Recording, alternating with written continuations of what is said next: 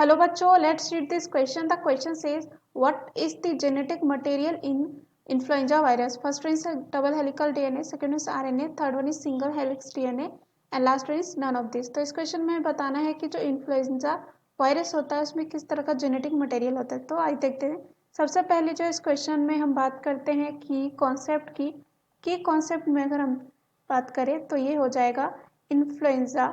Influenza virus क्या होता है इसके बारे में देखते हैं. इन्फ्लुएंजा वायरस जो है ये एक वायरस होता है जो रिस्पॉन्सिबल होता है for the causing the infection, जिसे कहा जाता है फ्लू.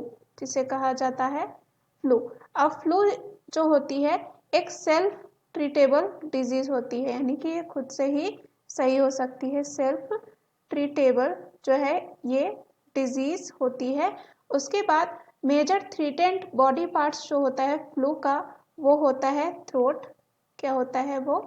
थ्रोट हो सकता है. उसके बाद यहाँ पे लंग्स हो सकता है, लंग्स हो सकता है एंड नोज हो सकता है, एंड नोज हो सकता है. अब यहाँ पे अगर बात करें जो इन्फ्लुएंजा वायरस के स्ट्रक्चर की या उसके जेनेटिक मटेरियल की, तो इन्फ्लुएंजा वायरस जो होता है इन्वॉल्व होता है यहाँ पे सिंगल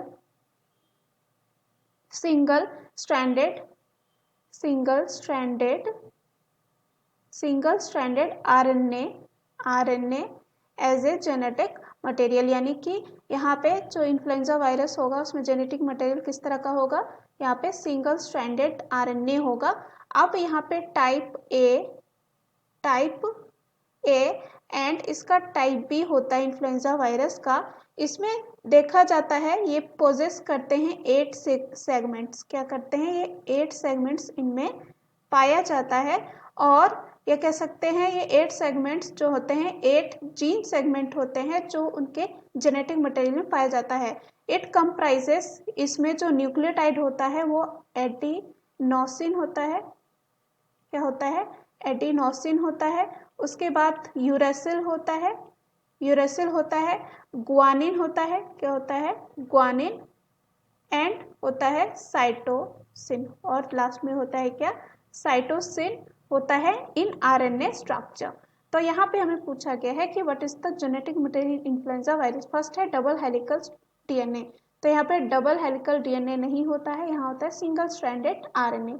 दूसरा है आरएनए, जो इस क्वेश्चन का आंसर हो जाएगा क्योंकि इनमें जो जेनेटिक मटेरियल होता है वो क्या होता है? मेनली आरएनए होता है.